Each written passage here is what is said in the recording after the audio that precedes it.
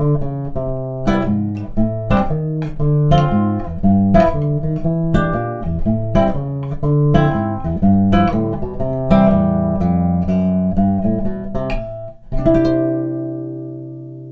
Paul here. So last week we talked about bass notes walking up to the chords in a country example, but now we're playing jazz. So I'm going to walk to the next chord with bass lines from above and below and create a walking bass line. This is our first chord. It's a C major 7, very widely used in jazz. Our next chord will be at the 5th fret. That's A minor 7. This is a D minor 7. You'll see me playing it like this. You can play it like this as well with a bar. And then I went to a G13. And then up here I did the same shape as down here. I did this E minor 7. You can play it like this too.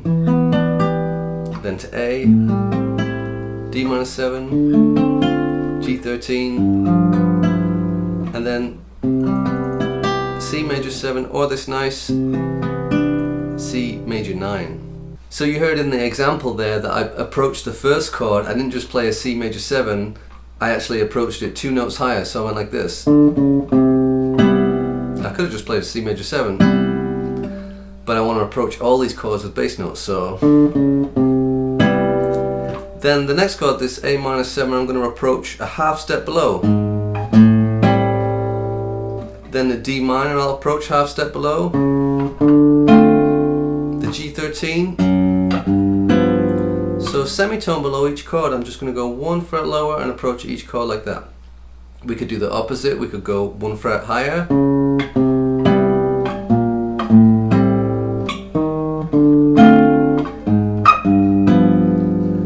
And then, just like we did before, you can start surprising yourself with, am I going up to the next chord, am I ascending, or am I descending? And that's where the fun begins. So now I want to talk about the rhythm.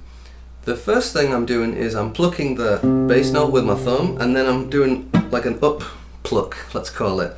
The first finger on the D string, the second on the G, and the third finger on the B. I do this a lot, so not just finger picking, but just plucking the strings. So bass with the thumb, and then pluck the strings. I do that on all the chords. And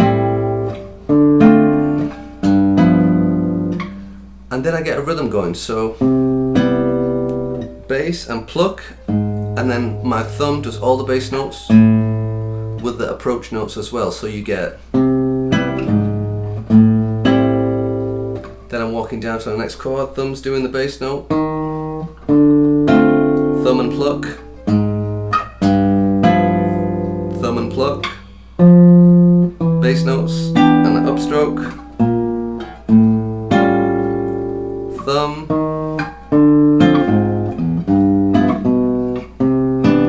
and if you can get your metronome on at 70-80 beats and try and just get a rhythm going with this so you feel like you're walking through the changes. Sometimes I'll do 2 upstrokes just to give it a push.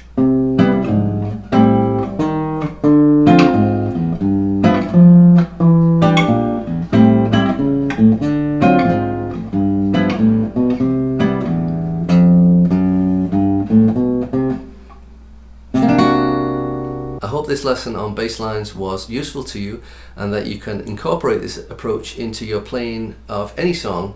As long as you're just thinking about bass notes, you can start putting cheeky bass notes in between the chords no matter what style of music you're playing.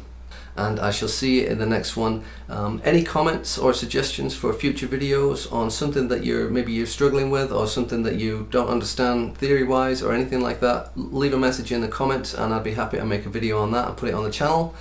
All the likes and subs are a big help, so thank you for those. Please keep those coming in. I shall see you in the next one. Bye for now.